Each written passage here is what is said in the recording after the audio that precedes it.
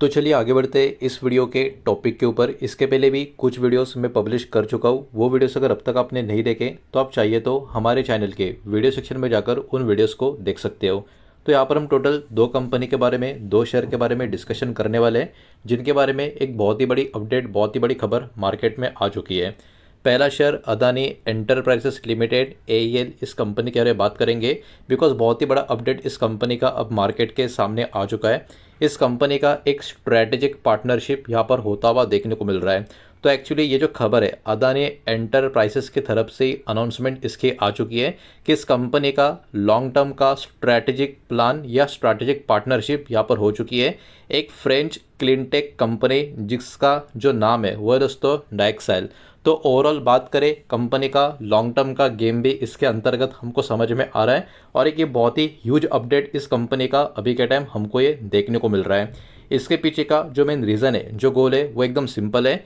Low carbon chemical manufacturing हमारे भारत में इसको कहीं ना कहीं और बढ़ावा देना है, सपोर्ट करना है। ये इसके पीछे का एक बहुत ही बड़ा गोल या टारगेट हमको देखने को मिल रहा है। इसके अंतर्गत कुछ प्लान्स भी यहाँ पर अभी के टाइम सामने निकल कर आ रहे हैं। पहला जो प्रोजेक्ट होगा वो एक्चुअली एक पायलट प्लांट का होगा हमारे देश में।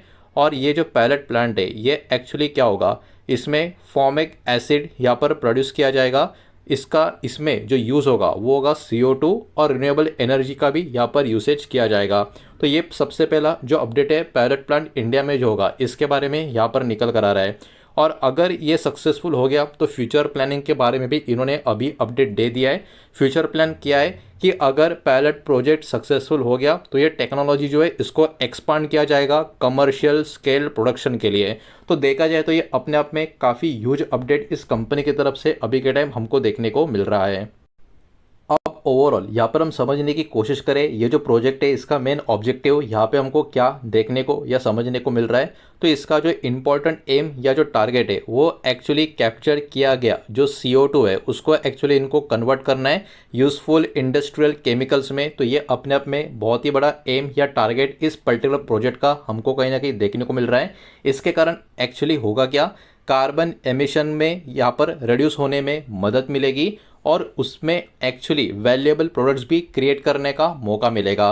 तो देखा जाए तो इसका फ़ायदा ही फ़ायदा होता हुआ आने वाले समय में कहीं ना कहीं एनवायरनमेंट के हिसाब से भी हमको देखने को मिल सकता है। अब देखिए यहाँ पर फॉर्मिक एसिड की अगर हम बात करें तो ये वाला जो एसिड है ऐसा नहीं कि किसी ने इसके बारे में सुना नहीं है, ये अभी भी यूज़ हो रहा है, पहले भी यूज़ होता था। और ये बहुत ज़्यादा जो यूज़ होता है वो टेक्सटाइल इंडस्ट्री में होता है, एग्री इंडस्ट्री में होता है और मैन्युफैक्चरिंग इंडस्ट्री में होता है। तो कहीं ना कहीं ऐसे इंडस्ट्रीज़ है, ऐसे सेक्टर है जो शायद से कभी बंद हो नहीं सकते और धीरे धीरे इनकी ग्रोथ आने वाले सालों में और भी बढ़ती हुई हमको देखने को मिल सकती है। अब देखिए इनमें दोनों कंपनी का बहुत ही बड़ा रोल है बिकॉज ये किसी एक कंपनी का काम नहीं है, ये एक्चुअली एक स्ट्रैटेजिक पार्टनरशिप आपको नजर आएगी। तो इसमें जो डाइक्सेल कंपनी जो है ये क्या करेगी, ये कंपनी प्रोवाइड करेगी इनका इलेक्ट्रिक केमिकल मैन्युफैक्चरिंग का टेक्नोलॉजी, मतलब इनके तरफ से टेक्नोलॉजी ट्रांसफ़र का कामकाज यहाँ पर किया जाएगा। और अदानी एंटरप्राइजेस की बात करें, ये कंपनी क्या करेगी, ये कंपनी कंट्रीब्यूट करेगी रिन्यूएबल एनर्जी, इंफ्रास्ट्रक्चर और प्रोजेक्ट एग्जीक्यूशन का जो कैपेबिलिटी है उसको। मतलब दोनों की दोनों कंपनियां अपने अपने कुछ इंपॉर्टेंट स्ट्रेंथ जो है उनका यूज़ करके इस पार्टनरशिप को नेक्स्ट लेवल पर लेकर जाने की कोशिश करेंगे। अब इतनी बड़ी खबर आने के बाद दोनों कंपनी के अपने अपने तरीके से मैनेजमेंट ने कुछ कमेंट्री की है, वो भी ज़रा देखने की कोशिश करते हैं। जीत अदानी ने इसके ऊपर क्या बोला है, कंपनी को कहीं ना कहीं प्राउड फील हो रहा है बिकॉज यहाँ पर इंडिया का पहला फॉर्मिक एसिड प्रोडक्शन का फैसिलिटी यहाँ पर रिन्यूएबल इलेक्ट्रिसिटी और कैप्चर्ड कार्बन का यूज़ कर पे यहाँ पे जो हो रहा है ये अपने आप में बहुत ही बड़ा अचीवमेंट माना जा रहा है। उसके बाद डाइक्सेल के जो CEO है सराह करके इन्होंने भी यही बोला है कि ये जो पार्टनरशिप है इसके कारण क्लीन एनर्जी और manufacturing opportunities, low carbon chemical production के लिए बहुत ही बढ़ावा यहाँ पर मिलता हुआ नजर आएगा। तो कहीं ना कहीं ये वाला पार्टनरशिप दोनों कंपनी के लिए लॉन्ग टर्म के लिए कहीं ना कहीं बहुत ही बढ़िया अपॉर्चुनिटी क्रिएट करता हुआ नजर आ सकता है। अब इसमें फ्यूचर अपॉर्चुनिटीज़ की अगर हम बात करें तो दोनों कंपनियां कहीं ना कहीं यहाँ पर एक्सप्लोर कर सकती है प्रोडक्शन बाकी के जो इंपॉर्टेंट केमिकल्स होते हैं जिनका यूज़ एनर्जी, पैकेजिंग, मटेरियल्स और मैन्युफैक्चरिंग कैटेगरी में भी होता है। तो बात मतलब आज का जो इतना बड़ा खबर आया उसमें ही सिर्फ सीमित नहीं है, आगे जाके यहाँ पे और भी बड़े बड़े डेवलपमेंट इस कैटेगरी में होते हुए हमको यहाँ पर दिखाई दे सकते हैं। जहाँ तक बात करें इस पर्टिकुलर रिपोर्ट के और एक पॉइंट की, बिजनेस के एक्सपेंशन की, तो ये जो पार्टनरशिप है ये भी कहीं ना कहीं रिप्रेजेंट करती है अदानी एंटरप्राइजेस का, जो उन्होंने पहले भी बयान दिया था कि अपने बिजनेस को ये लगातार एक्सपांड करने की कोशिश कर रहे हैं। तो ये भी उसका एक्सपांशन का हिस्सा आपको नजर आएगा, बिकॉज इस पर्टिकुलर खबर के कारण इनका एंट्री अभी केमिकल सेक्टर में भी होता हुआ हमको देखने को मिल रहा है। और कहीं ना कहीं कंपनी ने यह भी बोला है, जो ये इनका इनिशिएटिव है सपोर्ट करने का इंडिया का क्लीन टेक्नोलॉजी और मैन्युफैक्चरिंग गोल्स को, ये अभी का जो बहुत बड़ा अपडेट देखने को मिल रहा है ये भी इस पर्टिकुलर चीज़ को सपोर्ट करता हुआ नजर आ रहा है। तो ओवरऑल देखा जाए तो अदानी एंटरप्राइजेस का शेयर कहीं ना कहीं इस खबर के वजह से भी आने वाले समय में और लॉन्ग टर्म के लिए बाजार की फोकस में बना रह सकता है।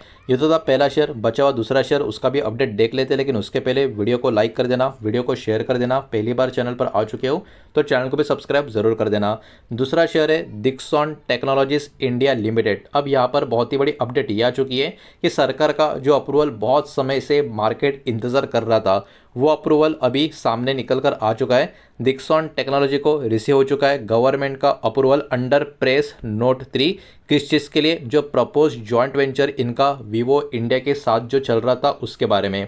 अब देखिए जॉइंट वेंचर का जो स्ट्रक्चर है ये भी थोड़ा आपको समझना होगा कि दिक्सॉन के लिए क्यों बड़ी बात है, क्योंकि इस जॉइंट वेंचर में दिक्सॉन टेक्नोलॉजी के पास अपर हैंड है। 51% का स्टेक इनके पास आपको नजर आएगा और वीवो इंडिया के पास 49% का स्टेक आपको देखने को मिलेगा।